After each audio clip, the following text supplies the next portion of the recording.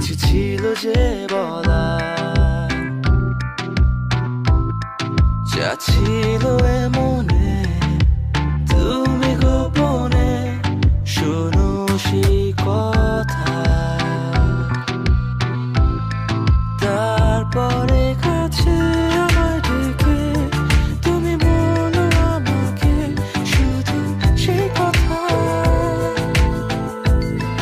বলো না তুমি সব কিছু যা যায় না বলা, ভুলে সব ধরনের ভাবনা ভুলে যাও না। অভদ্র হয়েছি আমি তো